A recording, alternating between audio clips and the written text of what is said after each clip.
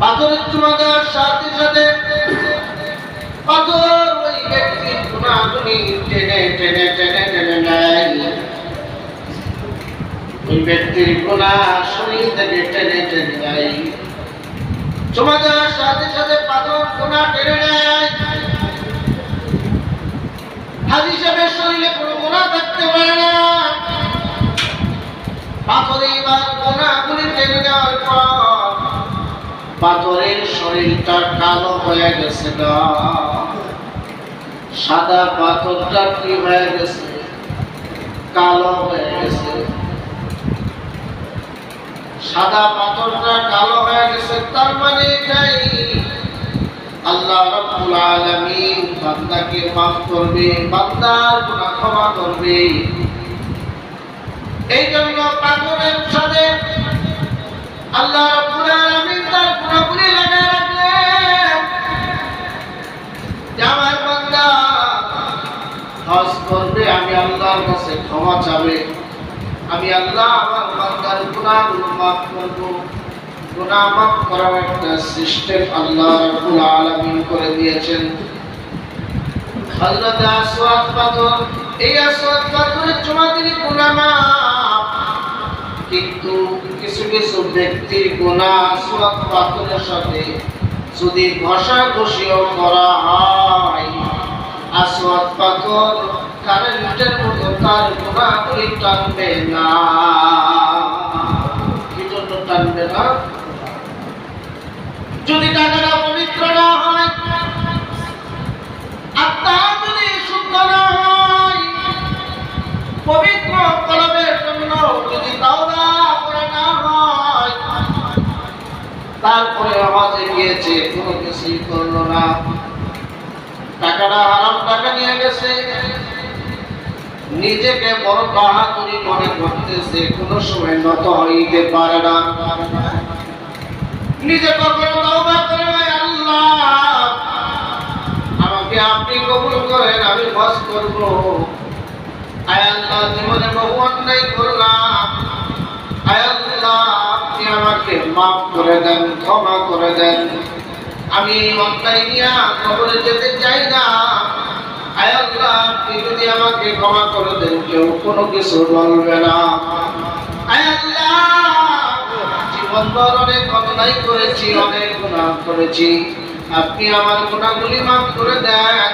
আমি আপনার বন্ধু রওজা জিয়ারত করার উদ্দেশ্যে রওনা দিলাম, আপনার ঘরে খানায় কাবা হজ করার উদ্দেশ্যে আমি রওনা দিলাম। আল্লাহ আপনি আমাকে মাফ করিয়া দেন।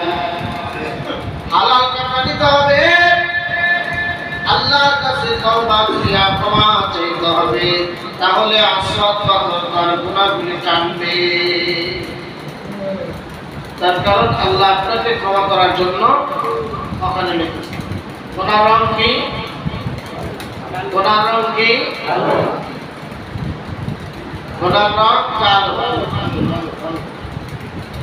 কলবের রং কি? কি বলছিলাম? কলবের রং সাদা। কলবের রং সাদা, গুনার রং কালো। আপনি আমি যখন গুনাহ করি, তখন আমার এই সাদা কলমটা আসওয়াদ পাথরের মতো কালো হয়ে যায়। এই জন্য উলামায়ে কেরামরা বেশি থেকে বেশি বলেন, আল্লাহ রাসূল সাল্লাল্লাহু আলাইহি ওয়াসাল্লাম বলেন, আলা বিযিকরিল্লাহি তাতমাইন্নুল কুলুব। বেশি থেকে বেশি জিকির করো, আত্মশুদ্ধ করো, পবিত্র করো, তাহলে এই কলবটা পরিষ্কার হয়ে যাবে। পানির রং কি? পানির রং কি? সাদা। দুধের রং কি? পানি আর দুধ কি একই? কি বলেন? আসলে পানির নিজস্ব কোনো রং নাই, পানির নিজস্ব কোনো রং নাই। এই পানির ভিতরে যদি লাল রং দেওয়া হয়, তাহলে এই পানির রং ধারণ করতে পারে লাল। যদি কালো রং দেওয়া হয়, পানি ধারণ করতে পারে কালো। কি কালার? পানির নিজস্ব কোনো রং নাই, এই জন্য এর ভিতরে যে কালার রং দিবে সেই কালার এই পানি ধারণ করতে পারে। ভাইরা আমার, বন্ধুরা আমার, সাদা কলমটা আমরা ছোট ছোট কিছু রোগের কারণে আমরা এই সাদা কলমটারে কালো করতেছি। কলমে ভেজাল, মনের ভিতরে ভেজাল। এই কলমটা মন থেকে একেবারে কাছাকাছি, মন থেকে কলমটা একেবারে কাছাকাছি। যেমন মন থেকে যেটা ফায়সালা আসতেছে, হোক সে নেকের কাজ, হোক সে গুনার কাজ, যদি গুনাহ হয় কলমটা ওই কলমের সাথে লাগতেছে, আর যদি নেক হয় নেকি লেখার সাথে সাথে কলমটা ওখানে নূর দিয়া নূরান্বিত হইতেছে। সুন্দর একটা কলম, সাদা কলমটা নূর চমকাইতেছে। ভাইরা আমার, বন্ধুরা আমার,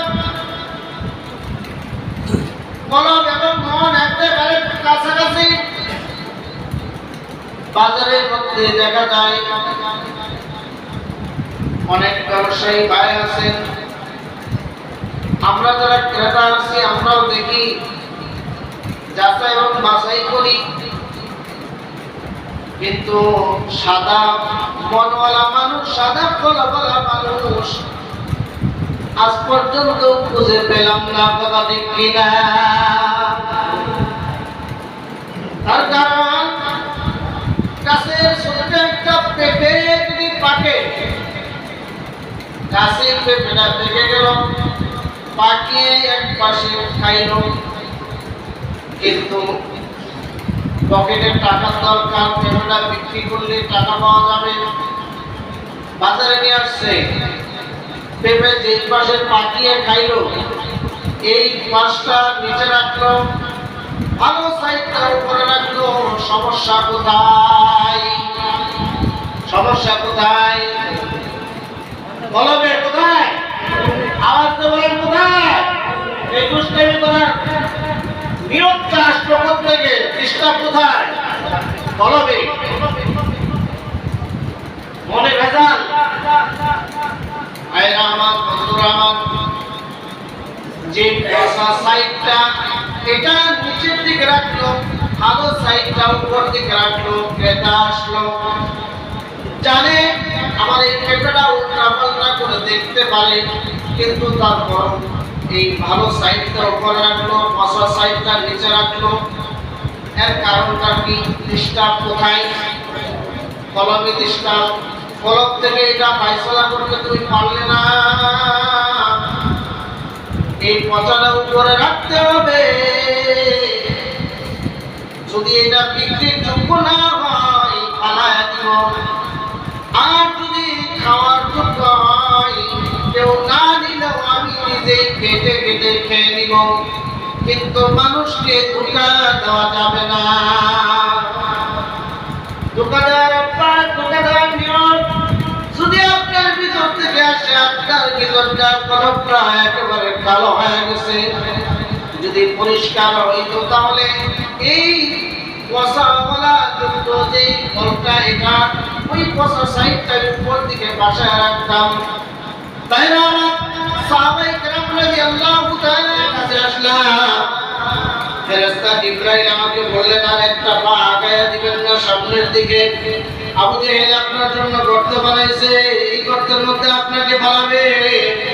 আপনার আল্লাহ আপনাকে বাঁচানোর জন্য আমাকে বানাইছে, এই খবরটা দেওয়ার জন্য।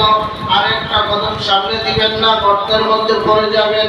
আপনি পিছন দিকে চলে যান, কোনো প্রয়োজন নাই।